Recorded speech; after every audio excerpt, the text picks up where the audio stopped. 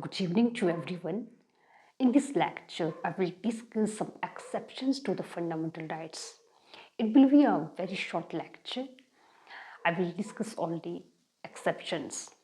The first is the Article 31A. This article saves the five categories of the laws from being challenged on the grounds of contravention of the fundamental rights. These laws are relating to the agriculture and reforms, industry and commerce. They include the acquisition of estates and the amalgamation of the corporations. And there are other matters which can be included in this category. Now, the second is the Article 31B. This article says the acts and regulations, act and regulations included in the ninth schedule from being challenged or invalidated on the grounds of contravention of the fundamental rights. In this regards, our Supreme Court held in 2007 that the judicial reviews the basic feature of the Indian Constitution. Supreme court ने कहा था कि जो judicial review है वो भारत के संविधान का एक बेसिक फीचर है. सो अ law included in the ninth schedule can be reviewed by the court. Court had that the laws placed under the ninth schedule after the 24th April of 1973 are open to challenge in the court if they violate the fundamental rights. यानी कि court ने कहा था कि जो laws 24 अप्रैल 1973 के बाद ninth schedule में जिनको रखा गया है, अगर वे फंडामेंटल राइट्स का वायलेशन करते हैं उनका भी जुडिशियल रिव्यू कर सकता है. और if they violate the fundamental rights conferred under the article 14, 15 etcetera, तो ऐसा कोर्ट ने कहा था. 24 अप्रैल 1973, it was the time when our Supreme Court propounded the concept of basic structure.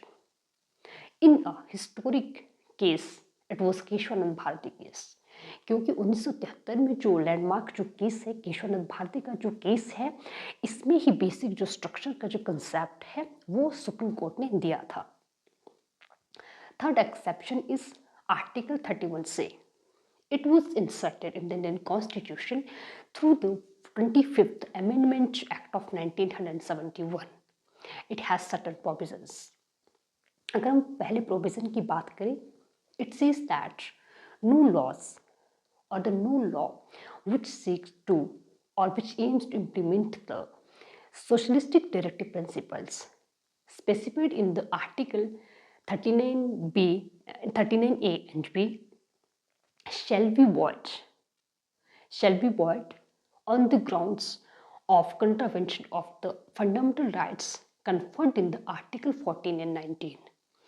यानी कि कोई भी जो लॉज है जो कि सोशलिस्ट प्रिंसिपल डायरेक्टिव प्रिंसिपल्स को इम्प्लीमेंट करने के लिए बनाया गया है, स्पेशली जो आर्टिकल 39B और C है उसको इम्प्लीमेंट करने के लिए बनाया गया है, वो वॉइड नहीं होगा.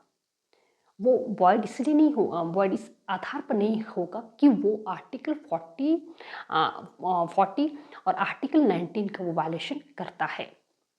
This provision was extended by the 42nd Amendment Act of 1976. इसका जो एक स्कोप है उसको वाइड किया गया 42वां जो संवैधानिक संशोधन हुआ था 1976 में.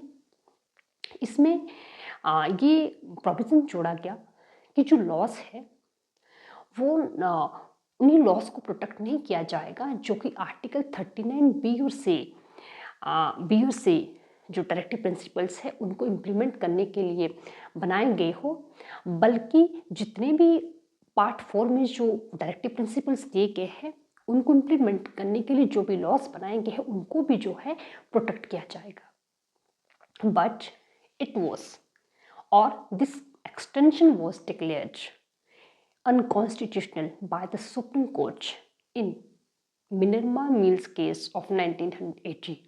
लेकिन ये जो एक्सटेंशन था इसको 1980 में सुप्रीम कोर्ट के द्वारा इसको जो है अनकॉन्स्टिट्यूशनल इसको डिक्लेयर किया गया। अगर हम इस लेक्चर को थोड़ा सा रिवाइज करें, in this lecture I discussed 3 important exceptions to the fundamental rights. First is given in the Article 31A, second is the Article 31B, जिसमें हमने 9th शेड्यूल की बात की, और जो लास्ट है वो है आर्टिकल 31C, जिसमें कि हमने ये बात की जो आर्टिकल 31C जिसने कि मैंने ये बात की कि जो directive principles of state policy है उनको अगर इम्प्लीमेंट करना हो तो स्पेशली जो आर्टिकल 39B और C है उसको लेकर अगर लॉ बनाना हो, उसके इम्प्लीमेंटेशन के लिए अगर लॉ बनाना हो तो वो वायलेशन नहीं माना जाएगा फंडामेंटल राइट्स का, स्पेशली जो आर्टिकल 14 और 19 में दिए गए हैं। तो आज का जो लेक्चर है वो यहीं पे ख़त्म होता है। थैंक यू सो मच और नमस्कार।